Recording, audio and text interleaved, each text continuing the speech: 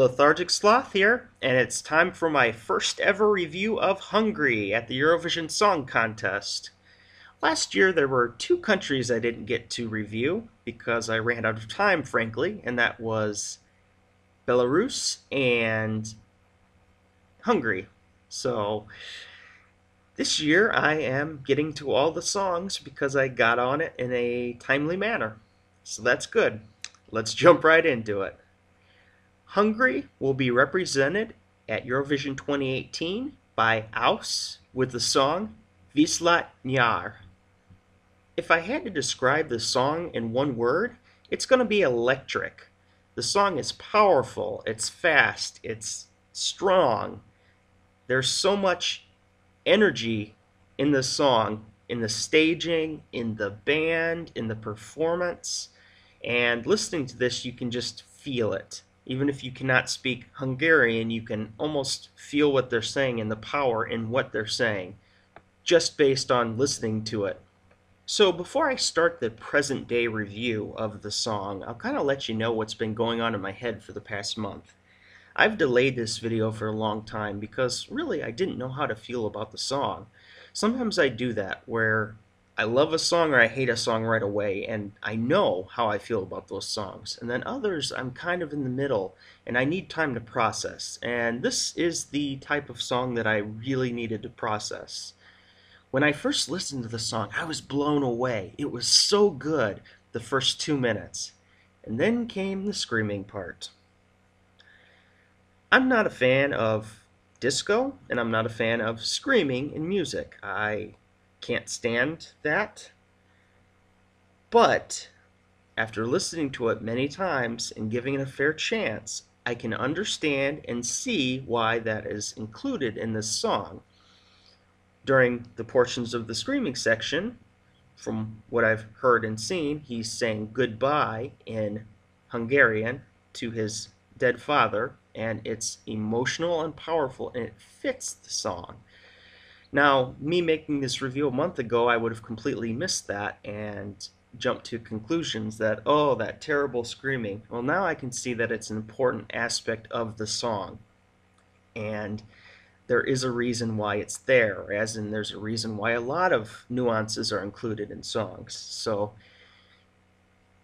the review that I did, and I did complete an entire review, I just didn't put it in the movie form, would have been much different, and I'm glad that I waited in this case to put this video out, because the song deserved the second, the third, the fourth, the fifth chances it needed for me to hear to come out with a more reasonable review.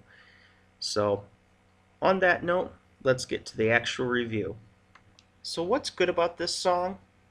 I'm going to start about the lyrics. The lyrics are so interesting to the song.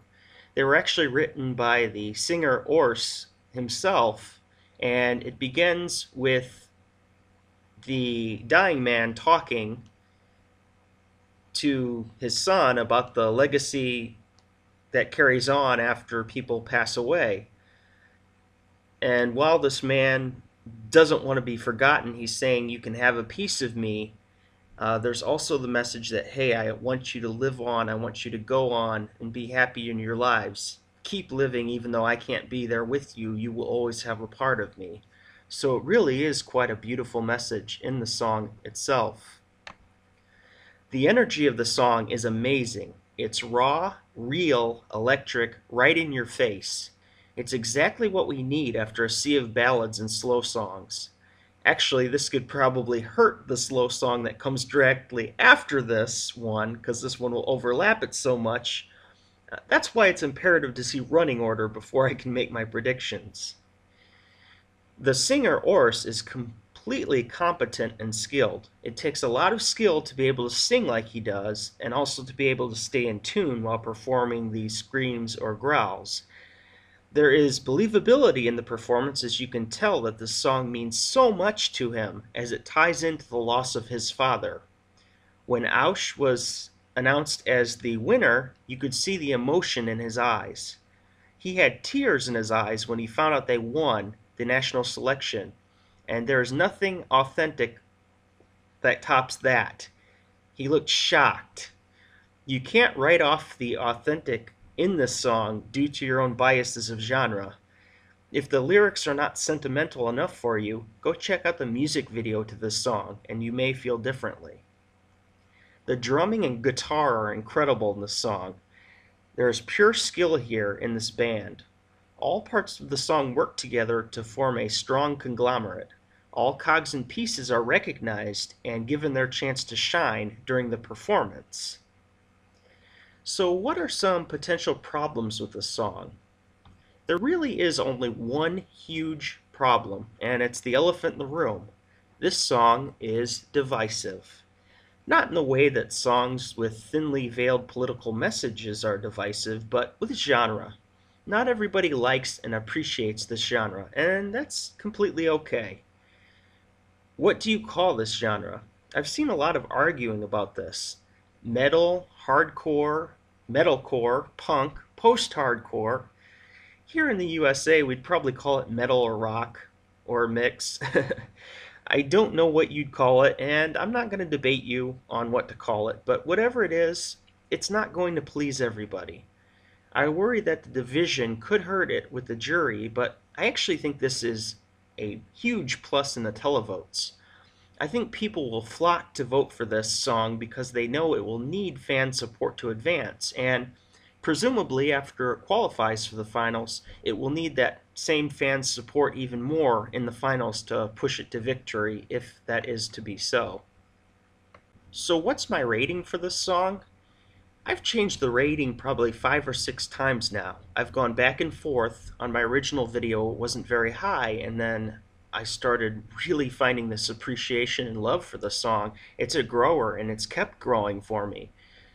My latest was an 8.5, but I'm going to go ahead and bump it to a 9. I like it that much. It's grown that much on me to where I probably would have had it more at a 4, and it's jumped up to a 9. Is that good or bad for the competition? Well, I don't know. A lot of people might not like it at first, but it might also be an instant hit for them. So I'm giving it a 9 because of the appreciation I found for it. I think it's completely authentic, it's emotional, it's deep in the lyrics, and it's completely unique as opposed to many of the other songs in the competition this year. It's not going to be at my very top of my list, but it's going to be right up there. It's definitely going to be in the top 20 of my top list. So as for where it falls, we'll find out very soon because I'll be making that video shortly. But yeah, it's a respectable entry. It's very strong, and I do hope people will give this song a chance and open up to it because it's quite beautiful and sentimental once you do. So is this song a contender or a pretender? You know, actually I find this to be quite tricky to answer whether this be a contender or pretender because it is quite the divisive song.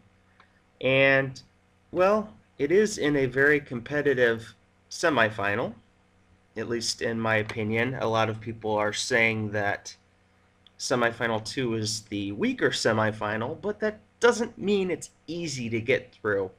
There are some songs in the semifinal that I am willing to probably write off as not being able to qualify, being like your San Marino and probably Slovenia, but I think this song has a very good chance of qualifying and surprising some people. Is it a contender to win? Well, I'm going to call it a dark horse. I'm not going to write it off being able to win, but I do think it's a dark horse based on how divisive the song is. There are a lot of people that really love it, and there are a lot of people that really hate it. It's much up there with Israel, where a lot of people really love it and a lot of people really hate it. So I think songs like that are a long shot to win Eurovision because you're going to have so many other middle ground votes that you're not going to get with the extremes of these two types of songs. So I think it has a shot to win, and I think it has a really strong, legitimate shot to get into the top 10. But I can't go much further than say that I think it's a dark horse contender to win. But that's better than not having a chance to win, so I could see it doing very well in the competition and really surprising a lot of people. So here are the English lyrics to the song. Let's lay our cards on the table. My vessel's headed outbound, and it will leave you behind. My blood will keep running in your veins. If you won't trade it away, there'll be a mark on your heart that lifts you to the sky from the ground. Summer's gone, now you're all too late. That you'll be mine was just a lie, you never came. Dreams all gone, thanks for fading away. It's about time that you repay all you chose to take. I'm washed out and weary, you're still holding on, but please let go of me. You can tear off your fair share of me. If you won't trade it away, there'll be a mark on your heart that lifts you to the sky from the ground. Hungary has been one of those countries that's been very strong for me the past 3 years, including this one, obviously. 2015, Wars for Nothing, was actually one of my least favorite songs of that year.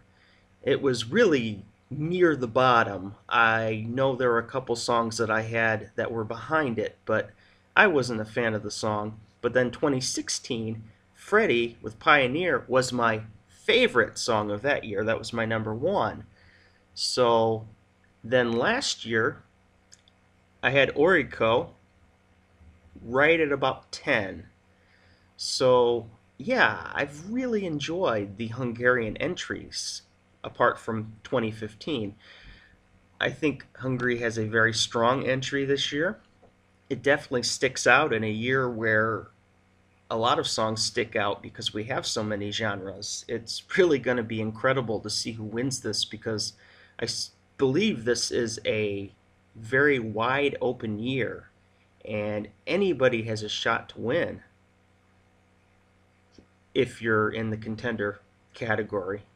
There are a couple songs at the bottom, obviously, that I feel don't have the potential to win, but I think many of the songs have a chance. So I think there's about 15 really strong songs that could win the competition, and I'm including Hungary at the tail end of those songs. Thank you for watching my review of Hungary at Eurovision 2018. Please feel free to share with me how you feel about the song in the comments section below. I'm pumping out the last few reviews and then I'm going to get into my personal rankings. Predictions won't come until later, until we hear some of the songs live, and I want to see what the running order is before I determine the semifinal songs that will advance, because I believe that seeding also has some pull on whether a song qualifies or not. See Latvia last year. So I have a lot more videos coming out before Eurovision, and I am doing my knockout game. And if you haven't seen it, I just posted a video asking for your top 10s. So if you want to even put that in this video, please feel free to post your top 10s. I'm going to be taking as many as I can get. My target goal is 500, and I've got about 10 so far. So I've got a long way to go, but that's okay. I've got plenty of time. Thank you for watching. For now, Lethargic Sloth, out.